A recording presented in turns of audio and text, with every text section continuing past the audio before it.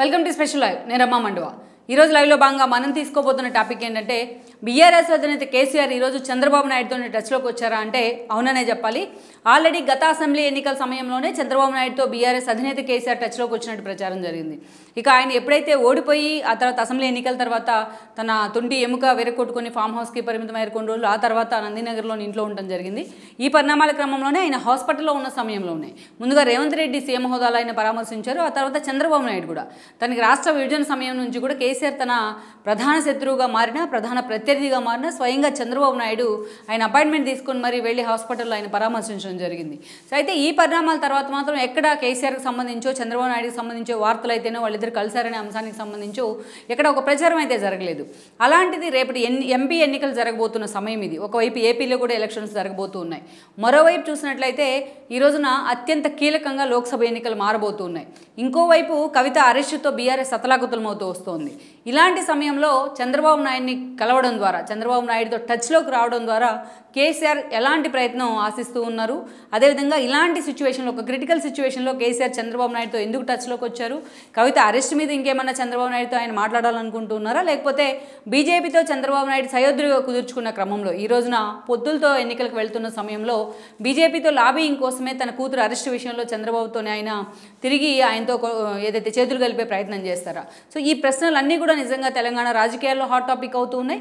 That Lok Sabha ఎన్నికల సమయంలోనే తన పార్టీ మీద తన పార్టీలో ఉన్న నేతల మీద కేసీఆర్ గ్రిప్ కోల్పోతున్న ఈ సమయంలో పూర్తి స్థాయిలో అటు చూసినట్లయితే కూడా చంద్రబాబు నాయుడుతో కేసీఆర్ టచ్లోకి రావడం ద్వారా అటు పార్టీ శ్రేణులకు కానీ అటు టీడీపీ శ్రేణులకు కానీ ఎలాంటి మెసేజ్ వెళ్ళే అవకాశం ఉంటుంది, అసలు ఈ విధంగా జరుగుతున్న ప్రచారంలో వాస్తవం ఎంత, ఇవన్నీ కూడా ఈ రోజున ఇలాంటి సందేహాలన్నీ కూడా పూర్తి స్థాయిలో తెలుగు రాష్ట్ర రాజకీయాల్లో కూడా ఈరోజు హాట్ టాపిక్ అవుతున్న పరిస్థితి అయితే ఉంది. సో మనం చూసినట్లయితే ఈ అంశానికంటే ముందు అసలు వీళ్ళిద్దరూ ఎందుకు టచ్లోకి వచ్చారు, నిజంగా ఈ ప్రచారంలో వాస్తవం ఎంత అని తెలుసుకునే ముందు గతంలో రెండు తెలుగు రాష్ట్రాల వేదికగా జరిగిన రాజకీయ పరిణామాలను కూడా మనం ఒకసారి గుర్తు చేసుకోవాలి. మనం చూసినట్లయితే కేసీఆర్ ముందుగా తన రాజకీయ ప్రస్థానం అంతా కూడా టీడీపీతోనే స్టార్ట్ అయింది. ఎన్టీఆర్ హయాం నుంచి టీడీపీలో ఆయన కీలక పాత్ర పోషిస్తూ వచ్చారు. చంద్రబాబు నాయుడు హయాంలో ఆయన మంత్రిగా కూడా పనిచేశారు. ఇక ఎప్పుడైతే చంద్రబాబు నాయుడు రెండోసారి ముఖ్యమంత్రిగా ఉన్న సమయంలో తనకి మంత్రి పదవి ఇవ్వకుండా స్పీకర్ పదవి ఇచ్చారనే కారణంతో ఆ రోజు ఆయన టీడీపీ నుంచి డిఫర్ అయ్యారు. కొంతమంది నేతలు కూడా ఆయన వెంట నడవడం జరిగింది. తెలంగాణ ఉద్యమ వేదికగా ఆయన ఆ రోజు ఒక పార్టీని అయితే ఎస్టాబ్లిష్ చేశారు టీఆర్ఎస్ పేరుతోని. ఇక ఆ తర్వాత రోజుల్లో మనం చూసినట్లయితే కూడా టీఆర్ఎస్ ముందుగా ఉద్యమ పార్టీగా పూడు పోసుకున్న ఆ తర్వాత రోజుల్లో అది రాజకీయ పార్టీగా రూపాంతరం చెందింది. తెలంగాణ ఉద్యమ ఆకాంక్ష వేదికగా ఆ పార్టీ కొన్ని రోజుల పాటు కాంగ్రెస్తో ఆ తర్వాత విభేదించిన టీడీపీతో కూడా కేసీఆర్ అలయన్స్ అయిన సందర్భాలు అయితే ఉన్నాయి. వన్స్ 2009 ఎన్నికల పరిణామాల తర్వాత మాత్రం అనేక కీలక అంశాలు చోటు చేసుకున్నాయి ఆ పార్టీలో. తెలంగాణ ఆకాంక్ష పేరుతో ఎన్నోసార్లు తమ పదవులను ఆ పార్టీ నేతలు కేసీఆర్తో సహా తమ పదవులకు రిజైన్ చేసిన సందర్భాలు, ఉప ఎన్నికలు తెచ్చుకున్న సందర్భాలు అయితే చాలానే ఉంటూ వచ్చాయి. అయితే పర్టికులర్లీ 2009 తర్వాత వైఎస్ రెండోసారి ముఖ్యమంత్రి అయిన తర్వాత ఆయన హఠాత్తుగా హెలికాప్టర్ ప్రమాదంలో మరణించిన సమయంలో రాష్ట్రంలో అనేక కీలక పరిణామాలు జరిగాయి. ఈ క్రమంలోనే తెలంగాణ ఉద్యమం ఊవెత్తున లేచింది. ఆ రోజున ఆ ఉద్యమాన్ని తన చేతిలోకి తీసుకోవడంలో కేసీఆర్ సక్సెస్ అయ్యారని అనుకోవాలి. ఒక మాటలో చెప్పాలంటే తెలంగాణ ఉద్యమం మొత్తాన్ని కూడా తానే ఆక్యుపై చేశారనే చెప్పాలి. అయితే ఇదే సమయంలో చూసినట్లయితే తెలంగాణలో ఒక స్ట్రాంగ్ బేస్గా ఉన్న టీడీపీ ఆయనకు ఒక ప్రధాన శత్రువుగా మారుతూ వచ్చింది. అందుకే కోదండరాం ఆధ్వర్యంలో వచ్చిన జేఏసీ దగ్గర నుంచి అనేక వేదికల మీద టీడీపీని డీలింక్ చేయడానికి ఆయన ప్రయత్నం చేస్తూ వచ్చారన్నది కూడా వాస్తవమే. టీడీపీ అధికారంలో ఉన్న కాంగ్రెస్ను వదిలేసి టీడీపీని టార్గెట్ చేసిన సందర్భాలు అయితే ఉన్నాయి. చంద్రబాబు నాయుడు తెలంగాణ వ్యతిరేకి అని చెప్పడంలో కేసీఆర్ పూర్తిగా సక్సెస్ అయ్యారని అనుకోవాలి. ఇక ఆ రోజున ఉన్న పరిస్థితుల్లో అధికారంలో ఉన్న కాంగ్రెస్కి కూడా తెలంగాణ ఇవ్వక తప్పని పరిస్థితి ఏర్పడింది. విద్యార్థులు బలిదానాలు మొదలుకొని అనేక మంది సబ్బండ వర్గాలు మొత్తం తెలంగాణ ఆకాంక్షను కోరుతూ రోడ్ల మీదకి వచ్చిన పరిస్థితుల్లో అధికారంలో ఉన్న కాంగ్రెస్ కూడా దిగొచ్చి మరి ఆ రోజు తెలంగాణని ప్రకటించింది.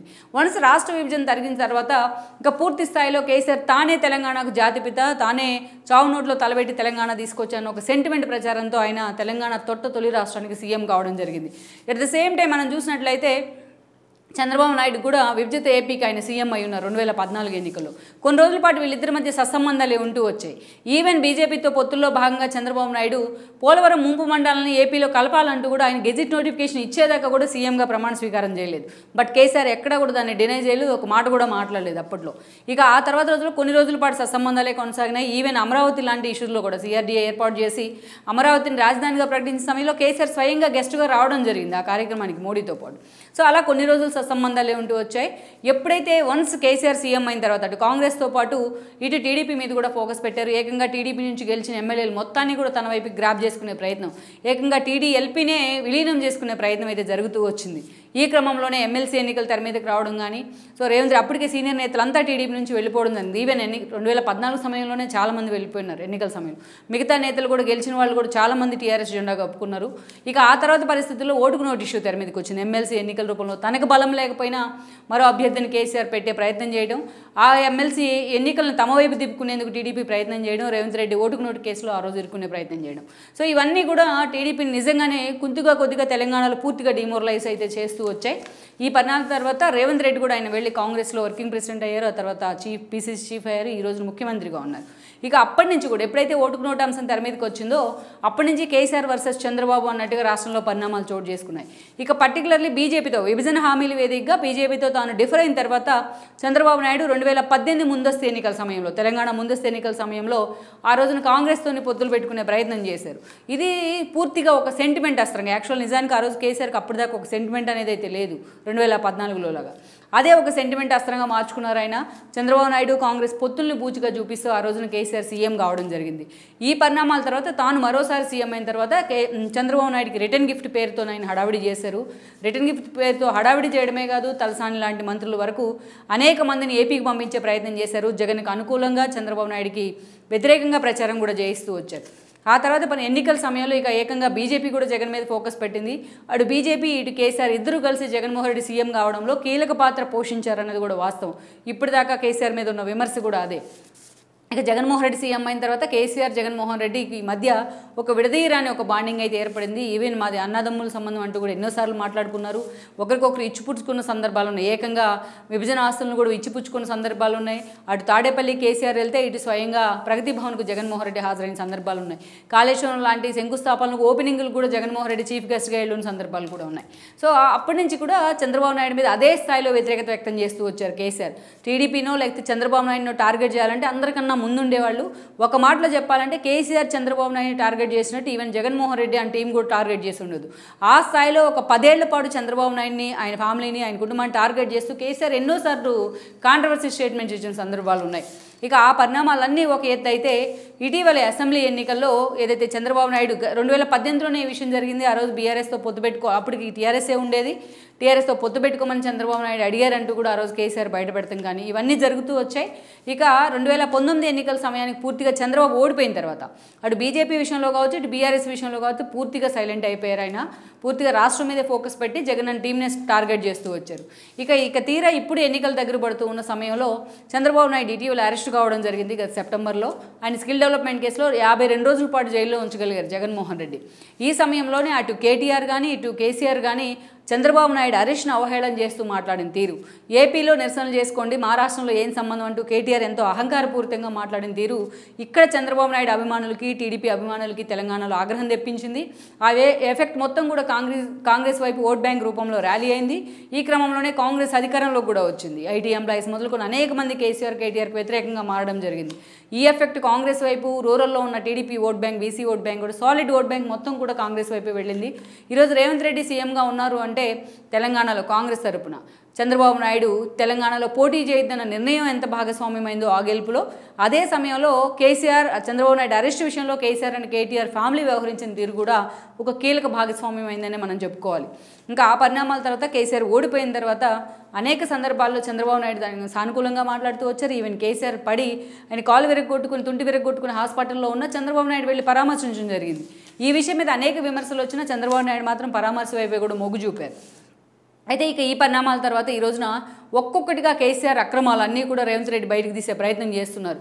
ఈ రోజున అనేక రకాలుగా అటు కాగ్ కూడా ప్రతి ఇచ్చిన ఆఖరికి గొర్రెల పెంపకం పథకం మొదలుకొని ఈరోజు ఆసరా పథకం దాకా ప్రతి ఒక్క ఇష్యూని కాగ్ దప్పుపెట్టిన పరిస్థితుంది. గతంలో ఏ ప్రభుత్వం చేయని విధంగా అవినీతిని. ఇక ఏకంగా ఫోన్ ట్యాపింగ్ ఇష్యూలో ఈరోజు అడ్డంగా కేసీఆర్ ఇరుకుపోయిన పరిస్థితి అయితే కనిపిస్తోంది. సో 1-2 ట్యాప్ చేసి ఉంటామంటూ కూడా కేటీఆర్ లాంటి వాళ్ళు నిస్సిగ్గుగా దాన్ని ప్రమోట్ చేస్తూ వస్తున్నారు. ఇక మరోవైపు చూసినట్లయితే ఏకంగా తన కూతురు కవిత అరెస్ట్ ఈ రోజున కేసీఆర్ అండ్ టీం టీంని కూడా డిమోరలైజ్ చేసింది. ఇలాంటి సిచ్యువేషన్ ఒకవైపు బీజేపీతో డీలింక్ అయి ఉన్నట్టు స్పష్టంగా కనిపిస్తోంది. బీజేపీ కూడా అదే సంకేతాలు ఇస్తోంది. ఎక్కడ కాంగ్రెస్ బీజేపీ బీఆర్ఎస్ ఒకటే అన్న నినాదంతో గత ఎన్నికల్లో మొన్నటి అసెంబ్లీ ఎన్నికల్లో లబ్ధి పొందిన విధంగానే ఈసారి కూడా లబ్ధి పొందుందనే అనుమానాలు బీజేపీలో ఉన్నాయి.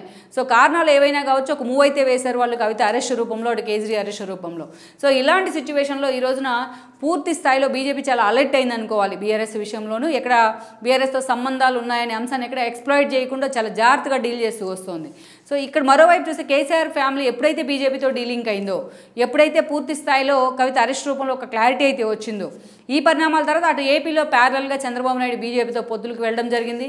అమిత్ షాతో భేటీ అయ్యారు, పొత్తులు కూడా ఖరారయ్యి, సీట్ల ఎంపిక, సీట్ల ఈ పంపకాలు కూడా ఆల్మోస్ట్ పూర్తయ్యాయి. ఆఖరికి మోడీ, చంద్రబాబు నాయుడు, పవన్ కళ్యాణ్ కలిసి ఒకే వేదికను కూడా పంచుకుంటూ బహిరంగ సభను కూడా నిర్వహించారు.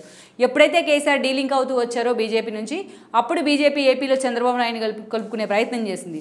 ఈరోజు ఎన్డీఏ మొత్తం గతంలో లాగా కాకుండా ఒక కకావికలమైన పరిస్థితి కావచ్చు, 400 ఎంపీ సీట్స్ అంటూ బీజేపీ టార్గెట్ చేసుకున్న విధానం కావచ్చు, గతంలో తమ మంచి సాలిడ్ మిత్రపక్షాలని పేరున్న కొన్ని మిత్రపక్షాలు ఈరోజు ఎన్డీఏలో లేకపోవడం వల్ల కావచ్చు, ఈరోజు చంద్రబాబు నాయుడు అవసరాన్ని గుర్తించిన బీజేపీ ఆయన హక్కును చేర్చుకునే ప్రయత్నం అయితే చేశారు.